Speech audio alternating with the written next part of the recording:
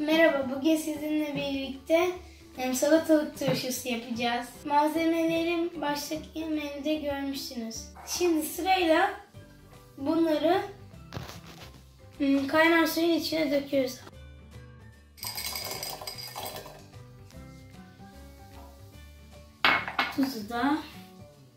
Tuzu ekşisi için lazım.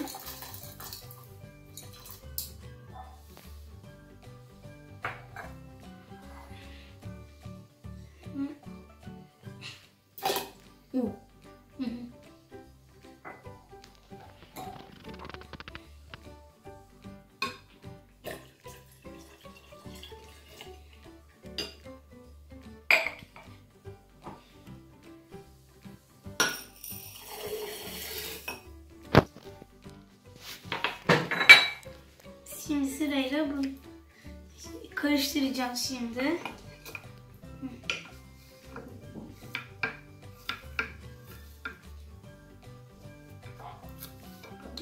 Tamam.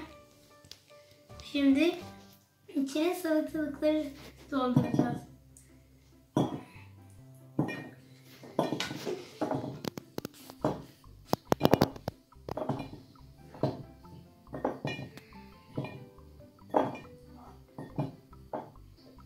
Hızlı olsun diye artık böyle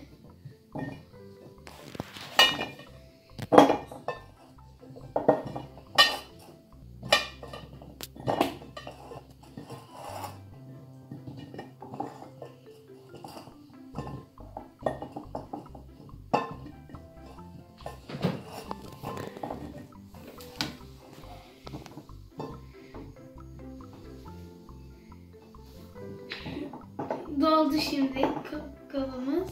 Şimdi bu şey kaynar suyla ilgili olduğu için kaynar su kısmını anneme devrediyorum. Daha'nın yaptığı kaynar sulu sirkeli tuzlu karışımı bunun üzerine dökeceğiz. O aşamada ben yardım edeceğim kaynar su tehlikeli olduğu için. Şimdi karışımı tamamladık. Şimdi bunu ters çevireceğiz. Sonra dışını havlularla kapatacağız.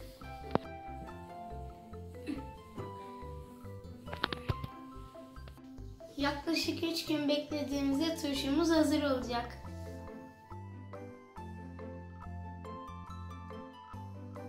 Bir tane deniyoruz.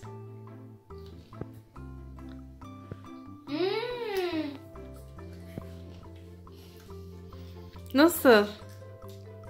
Acı ve güzel. Oo, çok iyi.